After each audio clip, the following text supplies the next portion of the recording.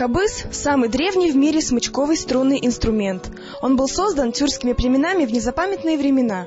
На запад его понесли тюрки и другие народы, которые меняли его форму и назначение, соответственно своим представлениям о музыке, традициям и имеющимся природным материалам.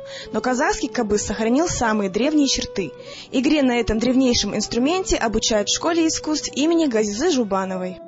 Уже за этот период учащиеся класса кобыза участвовали в областных конкурсах, в городских конкурсах. И вообще они участвуют во всех школьных, городских мероприятиях. Играть на кабызе могут все желающие, но, к сожалению, приобрести дорогостоящий инструмент есть возможность не у каждого.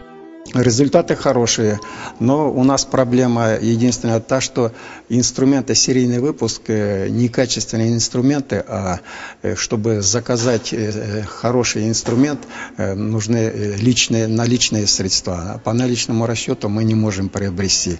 Вот в этом большая проблема. Кабыз – инструмент почти мистический, с магическим звучанием. Смерти нет, пока звучит кабыз. Так гласит легенда о Каркыте, открывшем для нас этот инструмент. Его звучание очаровывает. Звучание его где-то приближается к звучанию скрипки. И вообще все произведения, в основном можно скрипичные играть на этом инструменте.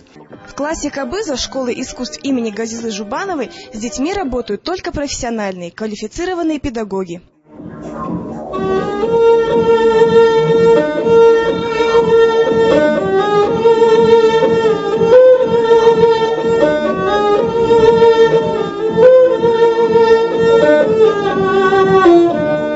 Двое преподавателей ведут класс кобыза, преподаватели творчески относятся к своей работе, и дети занимаются с желанием, хотя не имеют своих инструментов. Приходят в школу и занимаются в школе на школьных инструментах. Несмотря на то, что играть на этом прекрасном национальном инструменте довольно трудно, желающих заниматься в классе кабыза немало. Я уже 3 года занимаюсь в этом классе. В моей семье все музыканты, поэтому мне тоже захотелось научиться играть на кабызе.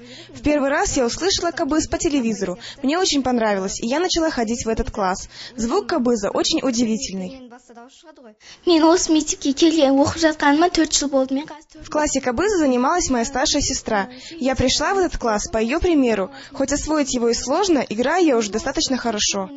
С древних времен кабызу придавали большое значение, считая этот инструмент магическим. В наше время он не потерял своей актуальности. Галина Полтаянин, Владислав Шагиров, телекомпания «Сфера».